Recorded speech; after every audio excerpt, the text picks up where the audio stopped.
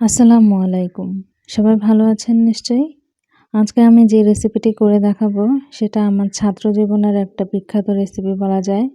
প্রায় সপ্তাহে ১ থেকে ২ বার তো এই রেসিপিটি আমি রান্না করতাম। যখন হোস্টেলের খাবার একদমই ভালো লাগতো না, ডাইনিং এর খাবার, তখন ঝটপট ২-১ টা আলু আর ১ টা ডিম দিয়ে এই ডালটা আমি করে নিতাম। প্রথমেই কিছু আলু আমি ছিলে নিচ্ছি। সেদ্ধ বসিয়ে দিলাম। যদি আলুটা পুরনো হয় তাহলে চোকলা সহই সেদ্ধ দিতে হবে, পরে ছিলে নিতে হবে। আলুগুলো সেদ্ধ হয়ে গেছে কিনা চেক করে নিচ্ছি। একদম খুব সুন্দরভাবে সেদ্ধ হয়ে গেছে। এখন আমি এগুলো উঠিয়ে নিচ্ছি।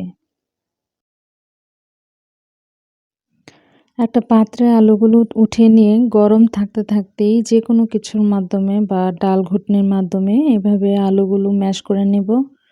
একদমই পেস্ট করে নেব না, একটু দানাদার থাকবে। এই ডাল রান্না করতে গিয়ে আমার রুমমেট শিলা আপুর কথা খুব মনে পড়ছে। আপু আমার হাতের এই ডাল রান্নাটা খুব পছন্দ করত। হোস্টেল ছেড়ে যখন আপু চলে যায় মাঝে মাঝে আসলেই বলতো ওই ডালটা রান্না করত। যাই হোক, এখন এগুলো ম্যাশ করা হয়ে গেছে। চুলায় একটা পাত্র বসিয়ে আমি আলুগুলো ঢেলে দিলাম। এখন আলুগুলোর সাথে পানি মিশিয়ে পাতলা একটা মিশ্রণ তৈরি করে নেব।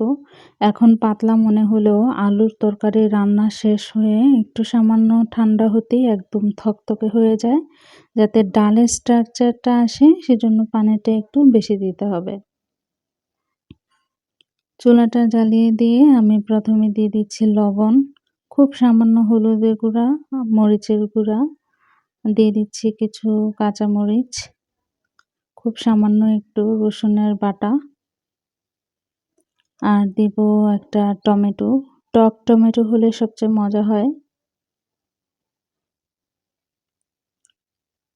ঠিক সেম রান্নাটা আমার বাবার বাড়িতে একটু অন্যরকমভাবে করে, সেটা আমি আরেকদিন দেখাবো। আর দিয়ে দিচ্ছি পেঁয়াজ কলি। পেঁয়াজ কলি থাকলে দিবেন, না থাকলে নাই, কোনো সমস্যা নেই। এখন এগুলো খুব ভালো মতো মিক্স করে নেব। ২ থেকে ৩ বার ফুটিয়ে নিয়ে মসলার যে কাঁচা ভাবটা আছে সেটা চলে যাওয়ার পর একটা ডিম ভেঙে সামান্য একটু ফেটিয়ে এক হাত দিয়ে এভাবে দিতে হবে, আর এক হাত দিয়ে খুন্তি দিয়ে নেড়ে এটা মিক্স করে দিতে হবে। না হয় ডিমটা এক জায়গায় দলা পাকিয়ে থাকবে।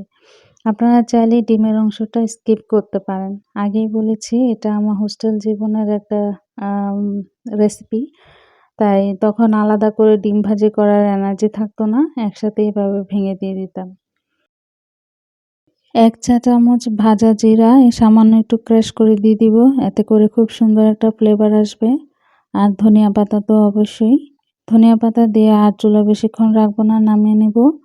এই তরকারিটা ভাত, রুটি, পরোটা সবকিছুর সাথেই খুব ভালো মানিয়ে যায়।